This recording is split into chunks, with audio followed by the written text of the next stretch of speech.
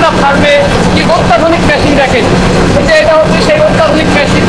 এখানে হচ্ছে যে ধানের বীজ, ধান কিভাবে সংশোধন করা হয়। ধান যখন এই যে ফার্মে নিয়ে আসা হয় শুকানোর পরে, তখন ধানে কিন্তু বিভিন্ন ধরনের আবর্জনা, তারপরে ভেজাল থাকে। এই যে এই মেশিনটা দেখতে পাচ্ছেন, এই মেশিনটা কিন্তু সমস্ত ভেজাল ধানগুলো কিন্তু সংশোধন করে।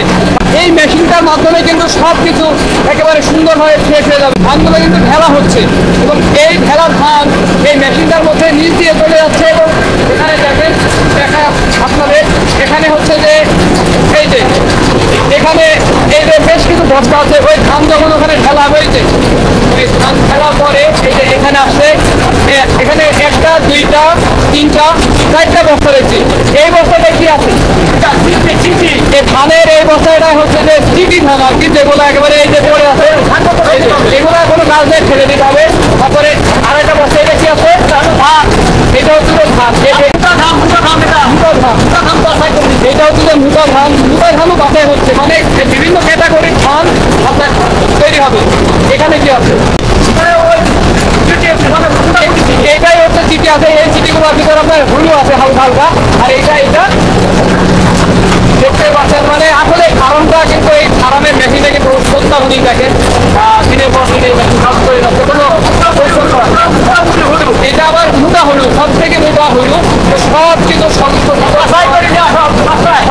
সংশোধিত হওয়ার পরে এই যে দেখেন বেশ ধানটা চিৎকার ধান, যেটা হচ্ছে বীজ সরবরাহ করে থাকে, বীজ ধান একেবারে ফ্রেশ, এর মধ্যে কোনো ভেজাল নেই। আর কালারটা দেখেন ভাই, কি চমৎকার কালার, একেবারে সোনালি, মানে তো স্বর্ণ আসলে। তো এই মেশিন থেকে কিন্তু সংশোধন করা হয় এই ধানগুলো। আর এই যে শেষ অবস্থায় এই যে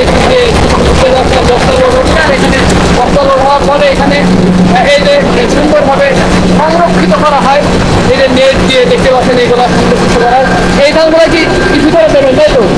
এই যে এইগুলো যদি শুকানো হয়েছে, শুকানোর পরে একটা নির্দিষ্ট তাপমাত্রায় আর্দ্রতায় এই ধানগুলো এখানে গুদামজাত করা হয়েছে। এবং এইখান থেকে হচ্ছে যে ঢালা হচ্ছে, এবং এই ঢালার পরে এই যে মেশিনে সংশোধন করার পরে এই ধরনের সুন্দর বস্তা হয়ে চলে যাবে আর কি। এইগুলো হচ্ছে যে আপনার শুকানোর পরে একটা নির্দিষ্ট তাপমাত্রায় নিয়ে এসে এখানে রাখা হয়েছে। এই ধানগুলো এই যে এখানে দেওয়া হচ্ছে, এবং দেওয়ার পরে এই যে এইভাবে সংশোধন করার পরে এই যে দেখেন এই যে এইভাবে লেখা আছে বস্তায় সুন্দর করে। তো বস্তাগুলো সারিবদ্ধভাবে রাখা হয়েছে, এবং রাখার পরে এই যে বস্তাগুলোর মুখ কিন্তু সুন্দরভাবে একটা ফ্রেশ প্রক্রিয়ায় সেলাই করা হয়েছে। এবং সব শেষে এই ধানগুলা যে হচ্ছে যে সুন্দরভাবে ঢেকে রাখা হয়েছে, যেন নষ্ট না হয়ে যায়। এবং এই দিন যাবে চুয়াডাঙ্গা, এই দিন চুয়াডাঙ্গায় যাবে, আর এগুলো হলো মেহেরপুরে যাবে। এগুলো হলো হাইব্রিড এগুলো যাবে চুয়াডাঙ্গায়। তারপরে চুয়াডাঙ্গায় থেকে তো সারা বাংলাদেশে বাংলাদেশ ছড়াবে।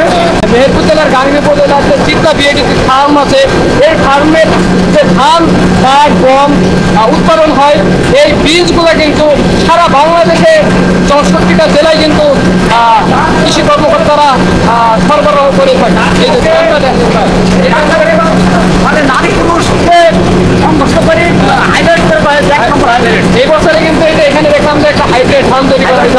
নারী পুরুষকে এই ধানটা এই ছিল আমাদের বিপ্লব ফার্মে যে অত্যাধুনিক মেশিন, যে মেশিনের মাধ্যমে কোনো মানুষ লাগে না সেই বীজ সংশোধন। এই ছিল সেই সংশোধিত মেশিন। তো আজকে আপনাদের যতটুকু পারলাম বিপ্লব ফার্মের যে উন্নতি সেটা আপনাদের দেখানোর চেষ্টা করলাম। তো আজকে এখানে শেষ করলাম। দেখা হচ্ছে পরবর্তী ভিডিওতে। ভালো থাকবেন, সুস্থ থাকবেন।